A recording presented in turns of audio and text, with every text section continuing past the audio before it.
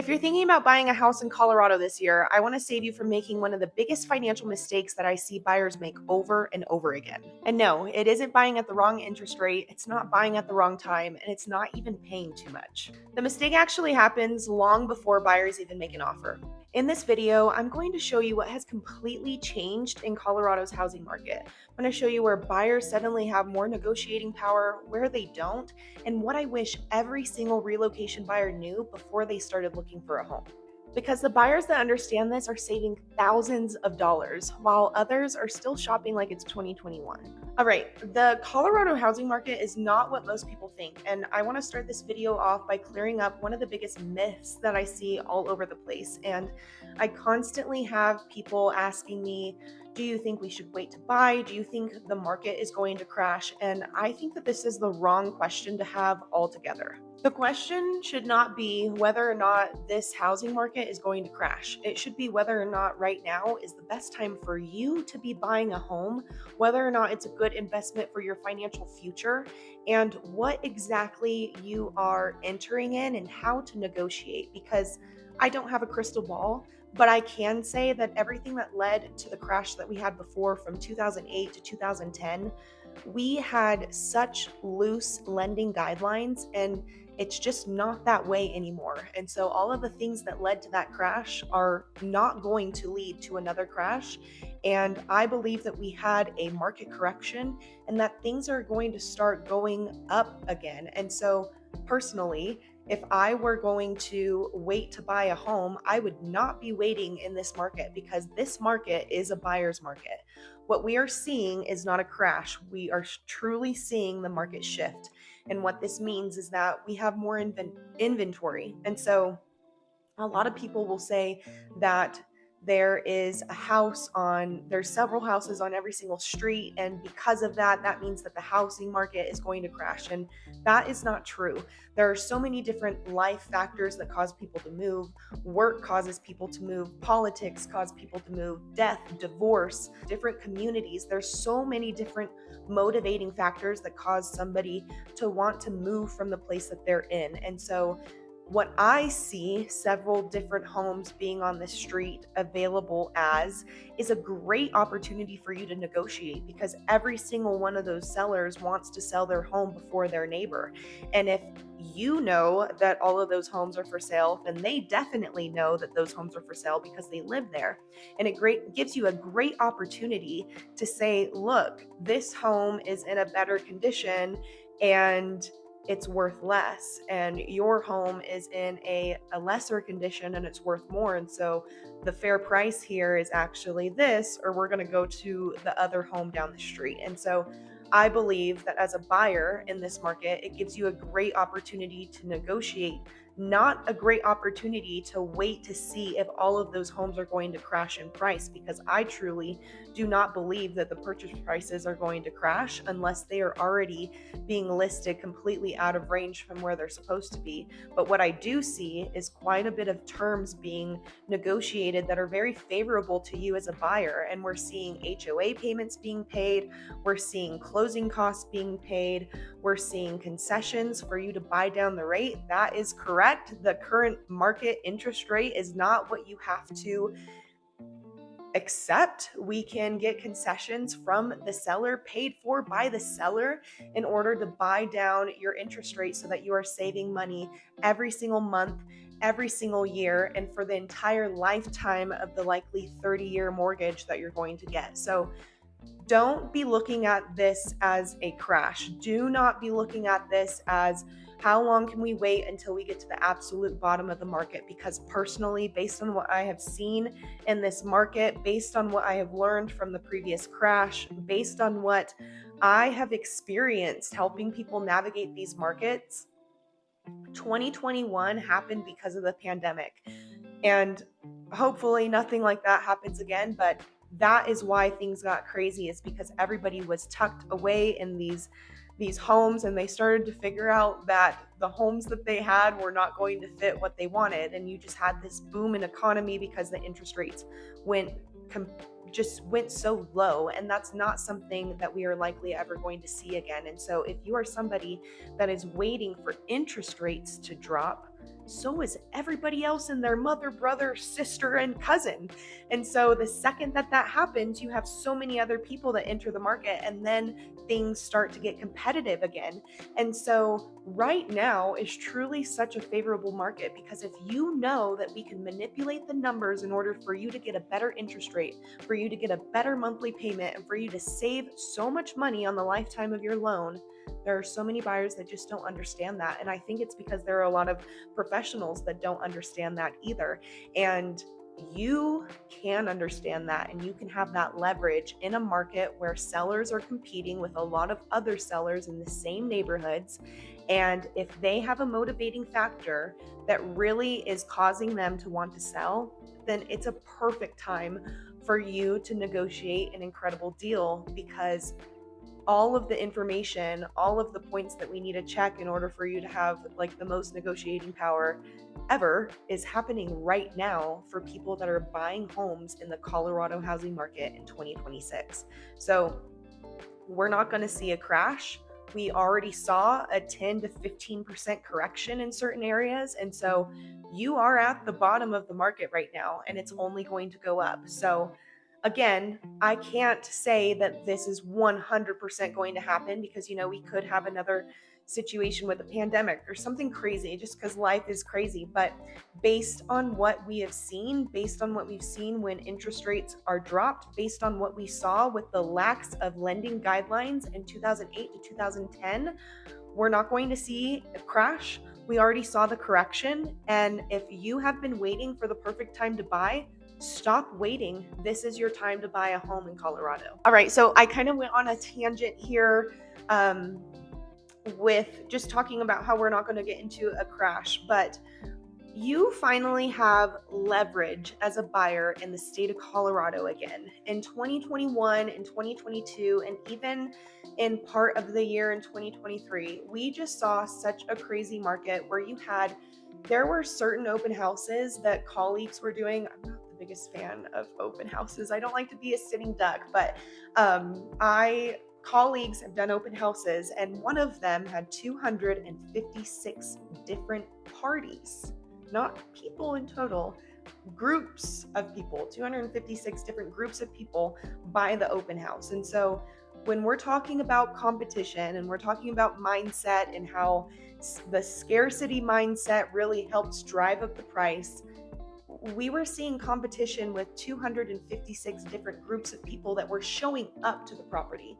This isn't people that were scheduling their own showings with agents. This isn't people that were wanting to represent themselves, that were trying to schedule with the listing agent directly.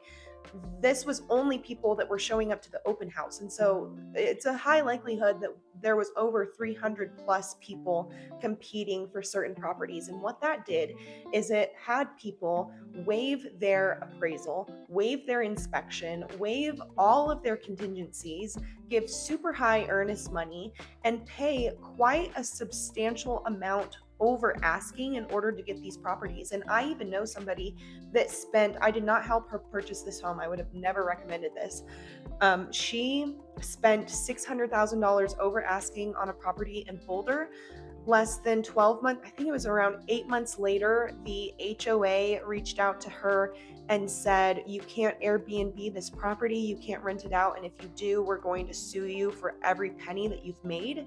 And the only way that she was able to afford that property was because she was renting it out. And so she ended up having to sell.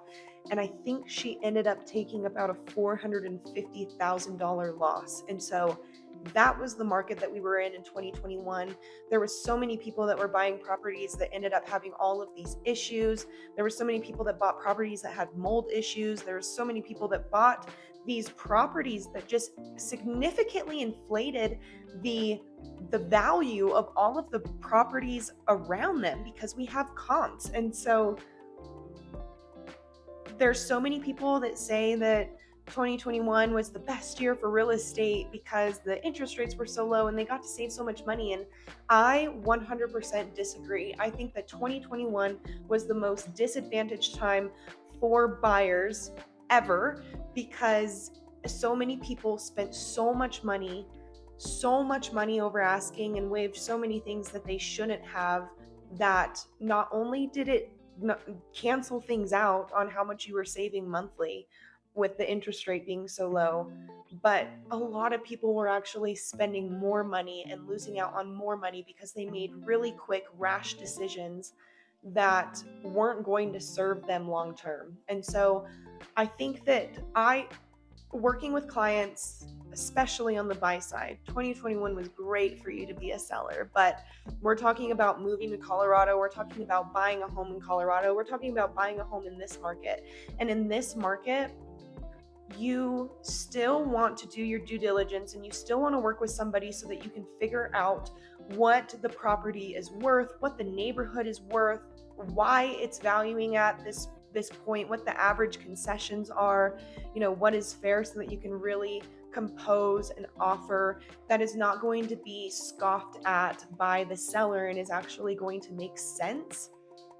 But now is just such a favorable time in this market. And if you have questions about this, if you really want help figuring out how to correctly position yourself in this market so that you can get the best deal possible, definitely reach out. My name's Taylor Ratliff. I'm a realtor here in Colorado. And one of my favorite things to do is to negotiate incredible deals for my clients. And oftentimes it's not purchase price that we're talking about. It's how can we manipulate the numbers so that the seller feels that they're walking away with everything that's important to them, and how can we manipulate these numbers and terms so that you are getting the best deal for your monthly payment. And if you're somebody that's coming in with cash, then that's a completely different conversation. That's a completely different negotiation tactic. But if you're somebody that is going to be financing a home, we are always going to be asking for concessions over a purchase price reduction, because it's going to save you so much money on interest rate savings that is just going to be flushed down the drain and given to the person that is carrying the note. You don't have to pay that money if you don't have to pay that money. And so we're always going to negotiate for you to get concessions to buy down the rate over a purchase price reduction. I could go on and on about all of these different negotiations, but this is a fun market to be a buyer in because there's so much leverage that you have in this market. And it's because not a lot of people know that the interest rate is not set in stone. And Bill Redding, I'm talking to you. You need to reach out to me and have a conversation with me, because I keep on seeing you comment that the interest rates are holding you back, and the interest rates are not set in stone. Regardless if it is a new construction or a resale property that is being sold by somebody from the public, we can still negotiate for your interest rate to be bought down. So if anybody has questions about this, definitely reach out. I would love to help you further. I'll put all of my information right here and we'll hop into the next section. One of the biggest misconceptions that I see in this market as well is that every seller in this market is desperate and every single seller is going to take a low ball offer, and that is just not true. And again, that is why it's so important for us to go really take a deep dive into the market and really take a deep dive into the house and the motivation and why they're selling, and all really get clear on the story about this house and about why it's being sold and the price and everything. Because if you have really been wanting to be in a neighborhood, a highly desirable neighborhood that not a lot of homes come on the market a lot, and that still when you are going to the open houses, you are seeing several people at these open houses. And when I'm calling the agent, I'm hearing several people that are already calling, talking about putting in an offer, and potentially there's already an offer in hand.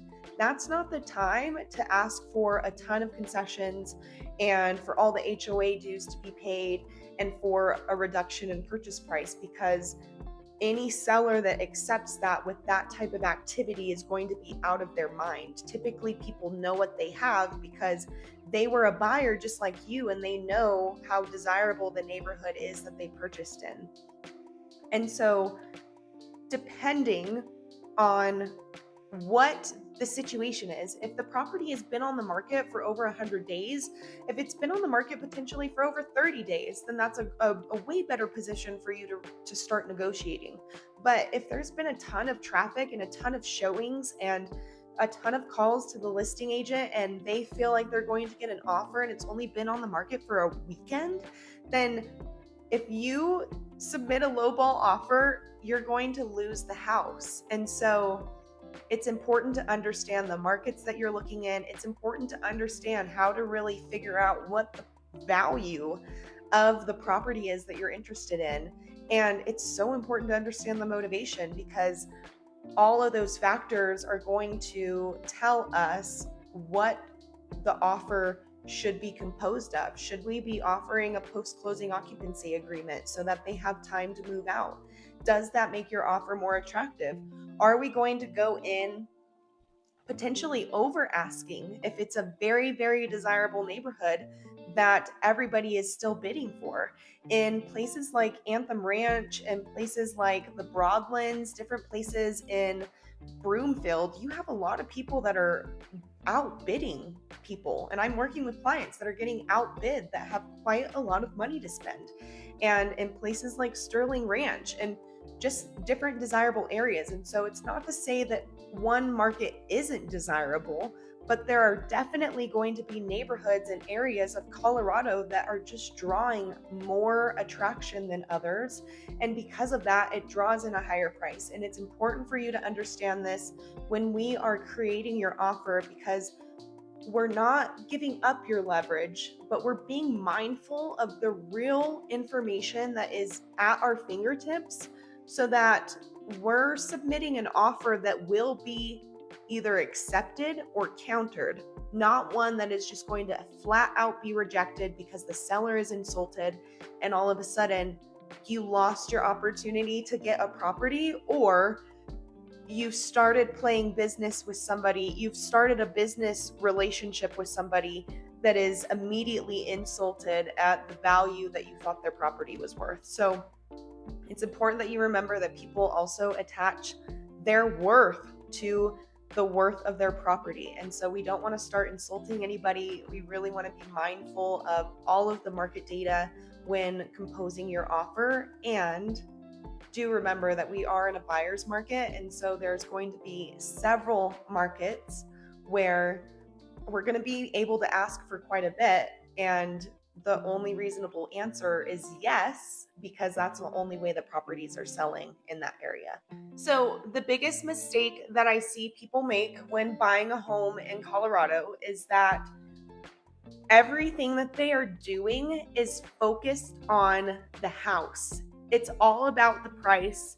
It's all about the monthly payment. And yes, the monthly payment is important, but a lot of people are just focusing on how much they can max that payment in order to get this dream house, and they are not considering anything about the location and the longevity of living there. And there's so many people that I talk to that are year 2 living here, and they say, we know that we originally knew that we had a 45-minute commute and we thought that we were going to be able to deal with it, but with traffic and just work running long, now that commute, they're spending over 2 hours every single day in the vehicle because of the commute. And so now they're taking a loss on their home because they bought in the height of the market and they spent way too much money, and they're taking a loss in order to move closer to work because they're not able to enjoy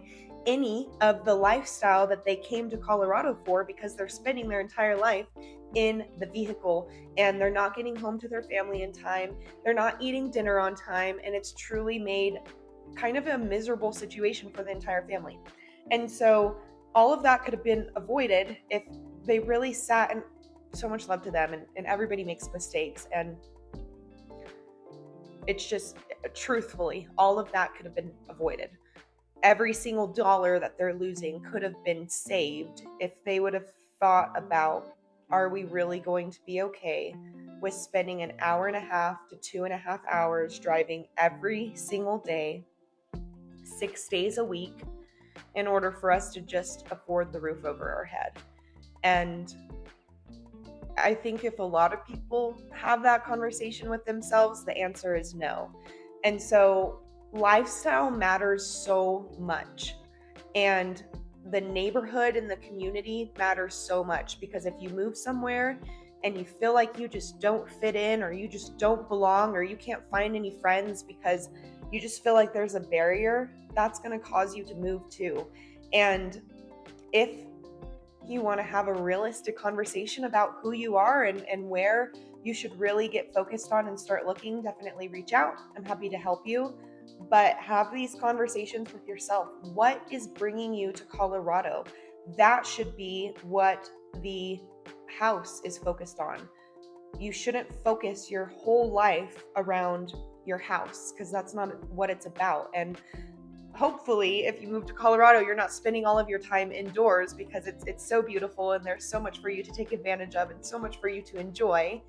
And it's possible if you have these conversations before you move here. So reach out. Let's have a conversation.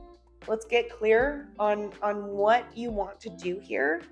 And that way I can really help you create this roadmap on how to actually make it happen, because there's a lot of people that don't reach out. I'm one of them. And there's so many things that I've spent money on that I didn't have to. And there's so many things that I've lost money on that I didn't have to. And I can share a lot and really help you avoid quite a bit of mistakes. So just remember, don't focus it on the home. Don't focus it on the price of the home. The price is important, but once you get clear on where you're meant to be and the lifestyle that you want to live, and match that to the neighborhoods, it's really easy for us to find a home that's going to fit for you once that is done. Now let's talk about the advice that you are getting from everybody that you talk to.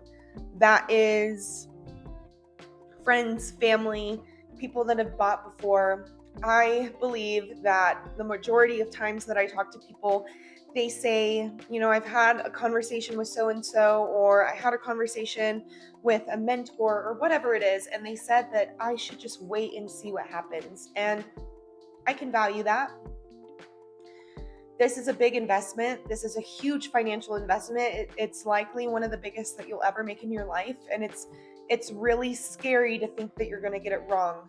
But I will say, the second that these interest rates start dropping, everybody is going to re-enter the market, and we're going to see competition again, and we're going to see even more bidding in the most desirable neighborhoods, and we're going to see sellers that start to realize that they don't have to give up as much as they are giving up right now. And what that means is that you as a buyer start to lose your negotiating power.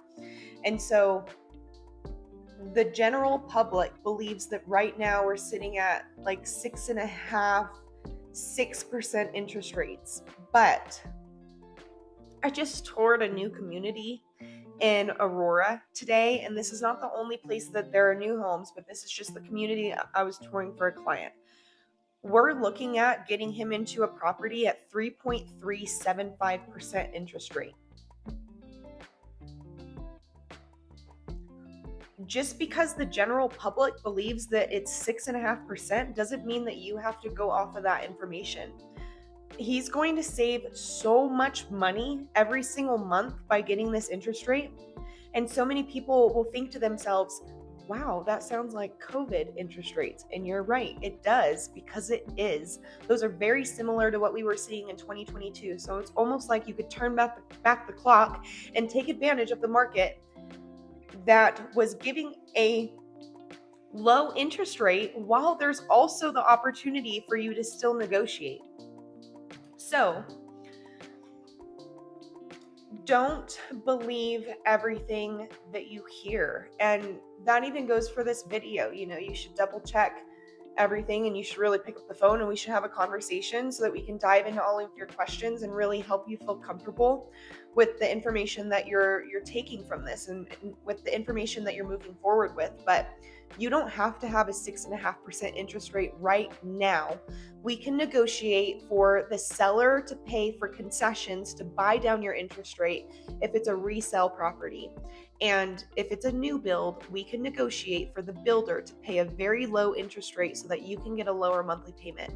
And that's right now. That is June 25th of 2026, right now, you are able to do that. And not everybody knows that. And so once we see those interest rates drop, we're going to have so much more competition, and the days of you negotiating and getting all of these incredible terms on your side are going to go away, because there's so many more people in the market, and that's just the way that supply and demand go. So now that supply is high and demand is low, and you know that you can still negotiate for a lower interest rate, now's the time to buy. Now is the time to buy.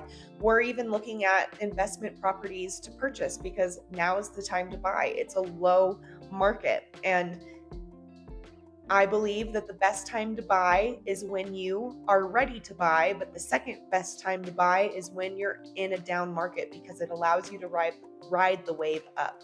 So with that being said, I also want to just reiterate that we did just see that correction. So we're not going to see a 25% market correction. We're not going to see this, because now appreciation has stabilized. We're not seeing 16% year over year appreciation. We're not seeing 12%. We're seeing like 1 to 2.5% in a lot of areas in Colorado. And so what that's going to do is, right now you're right here, and it's going to allow you to go very slowly like this, instead of waiting a couple years and figuring out that it's just gone higher and higher and then buying in right here. You don't have to do that, because like I said, we can negotiate for your interest rate to be bought down right now. We can negotiate for your closing costs to be paid. We can use down payment assistance programs. If you're paying cash, we can negotiate for you to get an incredible deal, because it's easier. So make sure that you understand all of this. Make sure that you understand that negotiation is on your side, because the people that are not educating themselves on all of this information are the ones that are truly spending top dollar when they don't have to. You don't have to, but if you don't ask, you're not going to receive. So if I was buying a home in Colorado today, what I would do first is I would reach out to myself. I'll put all my information right here, but I would avoid the mistake that I made moving here originally, because I did not reach out for help. I didn't call anybody. I didn't know anybody local, and I went in blind, and I spent a lot of money that I didn't have to. And so, number one, pick up the phone, give me a call, let's have a conversation. There's a reason why you've made it to this far in the video. There's a reason why you followed the channel. There's a reason why you're looking up videos on how to move to Colorado. It's because you want to know how to actually get here. So pick up the phone, let's have a conversation, let's get clear on your situation and what the best next steps are. But typically after that, you want to get talking with the lender, because you want to figure out exactly what you're even going to be pre-approved for. What are the numbers going to look like? Because if the budget is not going to fit for you, then you don't want to move to Colorado, because it's just going to end in you moving in a couple years and having way less money than you started with. So that's not why we're here. We're here to thrive, not survive. So once we get clear on the budget and everything is good for you and you're pre-approved and we know that you can actually move forward with the homes that you're interested in, I'm going to start matching neighborhoods and communities that fit who you are, who your family is, who everyone is that is coming with you, and why those areas are going to fit for you. And then we're going to start looking at the homes in those areas that are going to fit for you. And if you're somebody that's able to travel out here and really go on tours, then incredible. That is super helpful. But if you're not, I'm very happy to FaceTime with you. We can do videos. We can really help you get a boots on ground feel of what it's like living here, even without moving here. And so just because you can't come out here does not stop you. And I would put myself in the shoes of the seller. You want to understand seller psychology, because if you can understand what the seller is thinking and how to treat them while you're doing business, then a lot of times you have sellers that are more than happy to give and give and give and give, because they believe that the people that are buying their home are good people that are going to take care of their home, that treated them well as they were handing off something that's very important to them. And so I I believe in good business. I believe that if you have all of the information on your side and we can really explain why we're putting in an offer with all of these terms, then it's easier for us to enter into a contract and to not insult somebody and go back and forth and just be arguing. No, this is a team effort. We're all working for the same goal of them selling their house and you buying that house. And we want to make sure that it's a great experience for everybody. And underneath that, we're making sure that you're ending up in the best situation possible, especially considering that we're in a buyer's market in Colorado in 2026. So, the truth is that there is not one market in Colorado, and the way that you are going to be negotiating in one market is not going to be the same way that you're negotiating in another market.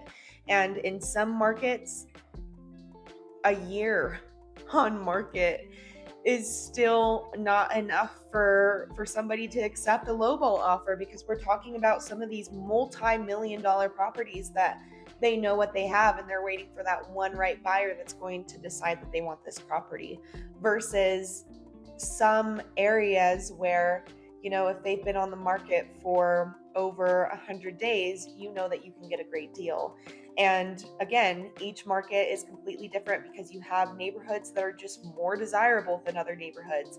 You have some homes that are by schools. You have some homes that are by open space. You have some homes that have incredible views. You've got some homes that are very close to the highway.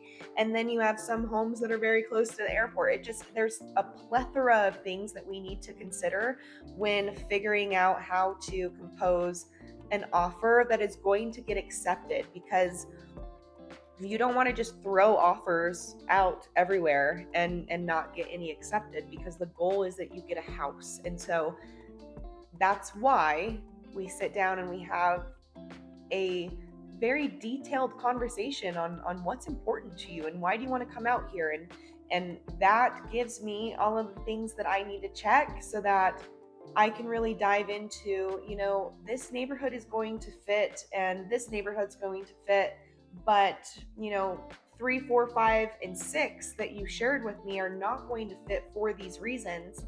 And it really helps you save a lot of time, a lot of energy, a lot of headache, because you don't have to come out here and be searching the entire state for a place to live. You know exactly where you need to be buying a home. You know the exact 1 to 2 neighborhoods that you need to be looking in.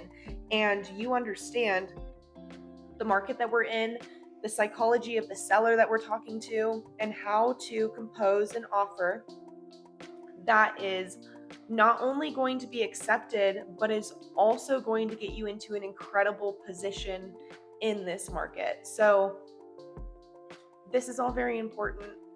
I could continue on and on and on. There's so many things that you want to be aware of when buying a home, but negotiation is on your side right now in this market, and I don't think that you should miss it by waiting for a market crash. So if you would like to know more, definitely reach out. All my information is right here. And then there's also a relocation guide and a home search and some different resources that are in the description below that are really going to help you get a good feel of the different areas in Colorado, the different commute times, the purchase prices, and then also get you a little bit more familiar with me and my process and how I can help you with this relocation. So make sure that you like, subscribe, hit that bell so that you can stay up to date every single time I make another video. And I can't wait to get you moved here to Colorado.